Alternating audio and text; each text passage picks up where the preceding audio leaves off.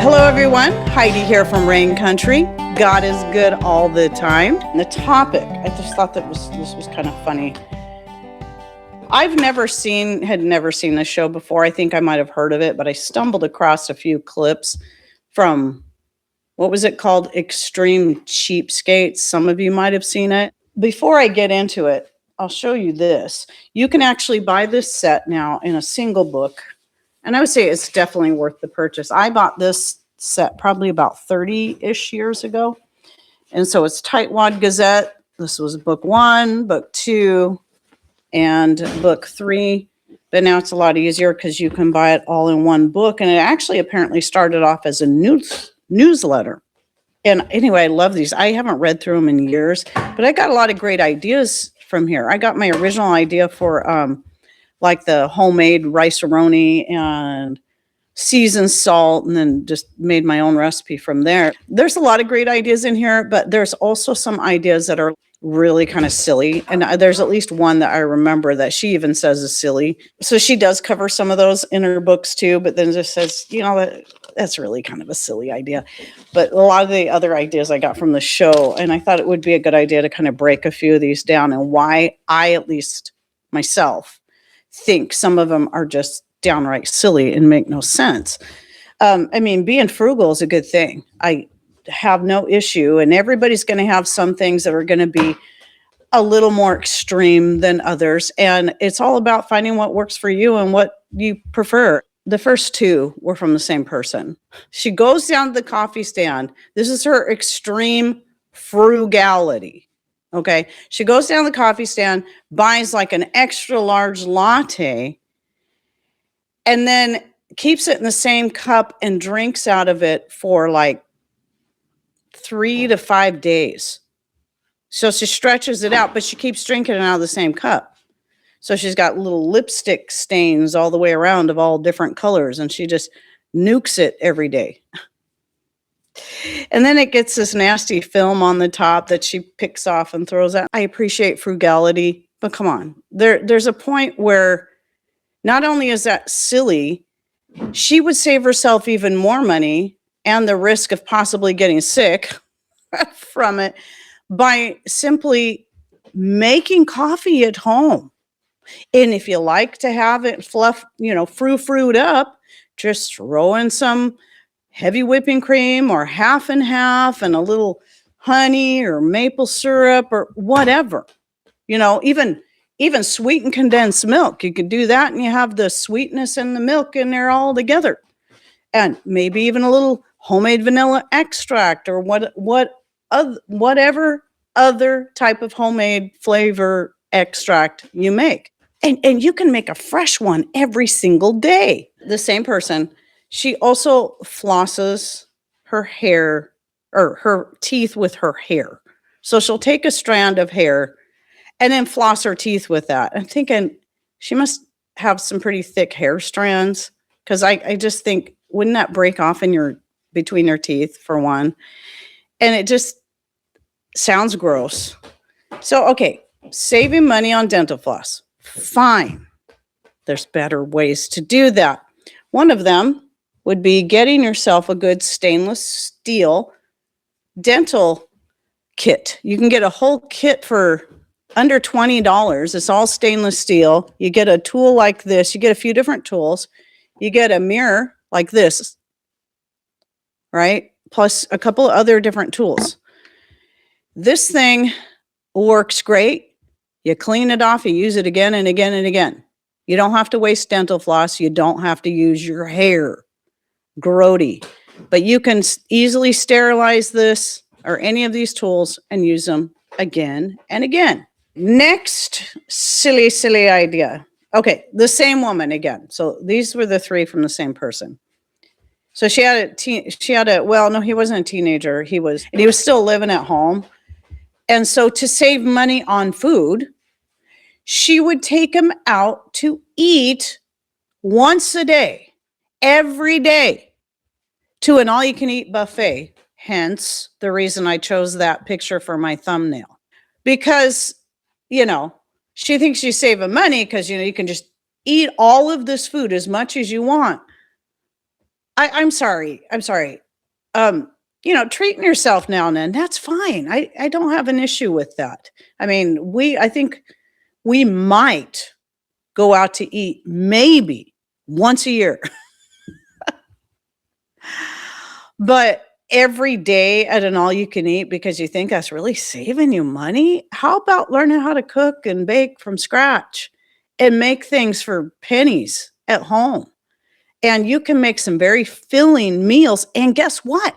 You can eat 3 times a day instead of eating one massive meal and then being uncomfortable for the next 12 hours. Okay. Oh, okay. This one. Oh my gosh. The utter stupidity of and silliness and just disgustingness of this. So this is a completely different person. And they were reusing mouthwash. His idea is that, well, the mouthwash is full of all this stuff that's going to kill the bacteria, so it's fine. So he would use the mouthwash and spit it back into the bottle over and over again. Okay, I've never been a mouthwash person, but honestly, there are so much better ways to do that. You can do oil pulling, especially with coconut oil. If that grosses you out, you can use a special solution that I happen to have right here, which is a precious metal liquid. This works great. Add a little peppermint oil in there or wintergreen or something like that, and just swish that around. That's going to kill the bacteria that causes bad breath. Whatever essential oil you want to use is going to help freshen your breath. I mean, how silly. And you can make this yourself for pretty cheap, even with the price of that particular precious metal going through the roof. It's a much better way to save money. I think there's just things that a little common sense.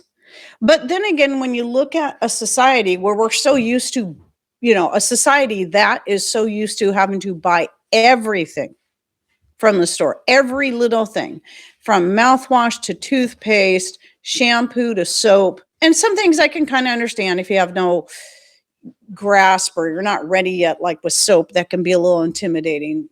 I get it. But the thing is, we've been conditioned to do all this, that you have to buy this boxed food and this packaged thing. And when you can do a lot of this stuff yourself, and it is a much healthier and frugal way to do it. And then there's this one. Okay, every time I read this, So there was another woman, and she wouldn't even tell people she was doing this. Like, she'd have company over, and she would make them tuna fish sandwiches. Does anybody know where I'm going with this? She wasn't using tuna. She was using canned cat food. Now, that's not as gross as some of the other things, just in the fact that a lot of times pet food can sometimes be healthier than the stuff you buy off the shelf for humans. It's just the idea that, okay, I assumed the cat food would be more expensive than a can of tuna fish, but apparently, at least whenever this was shot, she was saving 30 cents a can by doing that. Oh my goodness. Oh my goodness. I've used, salmon. I've used steelhead to make like tuna noodle casseroles or salmon salad sandwiches out of, same way you might make tuna sandwiches, but I'm using those. And it didn't cost me that much money, especially the stuff that was fresh caught. It's not worth this 30 cents a can to save 30 cents a can when you can find better ways to save money on your food. So again, ridiculousness. Now, I will say, because this was based on one of those shows, and a lot of these shows kind of push things to the limit, and some of it's kind of scripted, but it is a lot of times based on the truth that these people live these very extreme, frugal, cheapskate lives. So extreme cheapskates. I can't even say it. It's just got me so flustered. Extreme cheapskates. There's nothing wrong with being extreme about your frugality, but there's also a point where it crosses into utter nonsense. So I have a few more for you. Oh, okay. So there was this one family. They had like 3 or 4 kids. They had one of those little kiddie pools in the backyard, and they'd fill it up with water, and they let the kids splash around and play in it all day. And then at the end of the day, the whole family would get together around this kiddie pool and wash their dishes in the water that the kids have been swimming in all day. They just squirt a little soap in there. I guess they'd froth it up somehow to make suds, and then they would hand wash your dishes in there. Now, absolutely not against hand washing dishes. That's mostly what we do. We have a dishwasher, and it might get used once a year. In fact, I do try to run it once a year just to make sure, because sometimes when things sit and never get used, they actually can, go bad basically. But I hate running it. So I wash dishes by hand. And again, there are so many better ways that people can save money than using nasty pool water that their children have been swimming in all day and doing who knows what, and tracking dirt in and out of the water. I'm sorry. It's ridiculous. I got 2 more. Not disgusting, but again, silly. So, hey, buddy, you say hi to everybody? Bye. Oh, he said bye. Okay, I guess you guys got to go.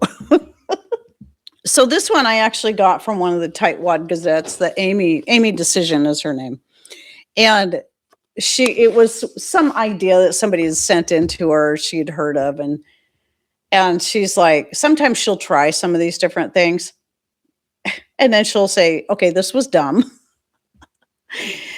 But it's the whole idea, and you may have heard of it, where you buy toilet paper, you get 2-ply toilet paper, then you take the whole roll apart, you split the 2 plies apart and make 2 separate rolls. So it's like you're getting double the amount of toilet paper. You're not, though. You're not, because if the toilet paper's super thin, you're going to use more of it.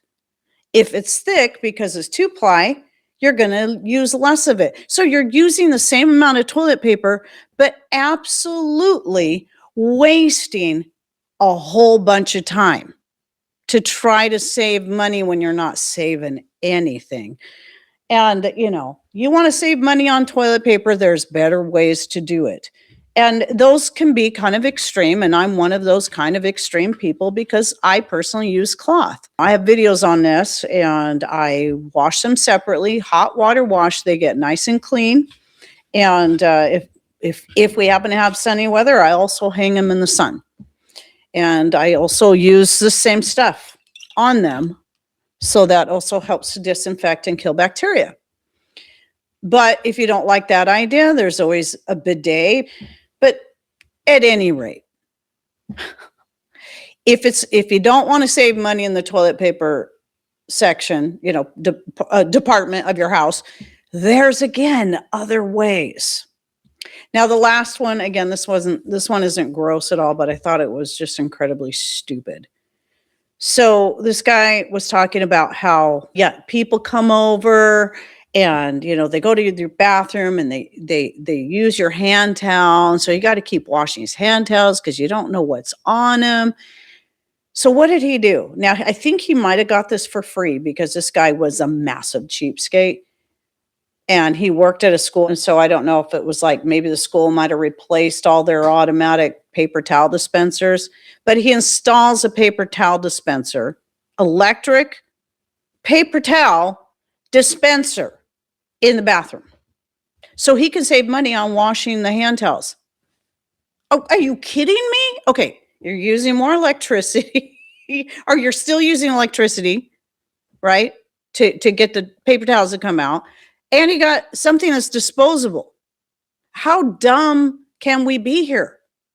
You use a hand towel like a real person, and then you throw it in the washing machine. It doesn't take up that much room. I mean, come on. You got to do laundry at some point anyway, right?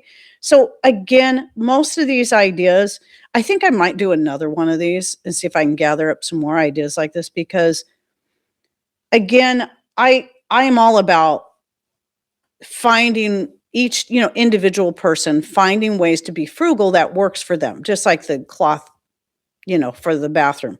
Not everybody can even handle the idea of it. I get it. It took me years to get around to it. And then of course, now that I'm there, I just like, as soon as I tried it the first time, I said, I'm never going back.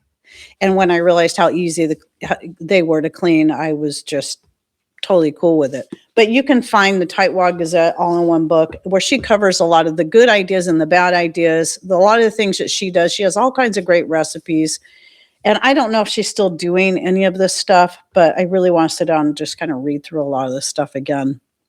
There's a lot of fun ideas. I remember one idea she came up with and thought she would try, because she did cloth diapers with her babies. She made homemade bread, but sometimes they'd buy bread too. It was the little plastic pants that we had back then that they sold. They didn't hold up like the nylon ones they made many years prior.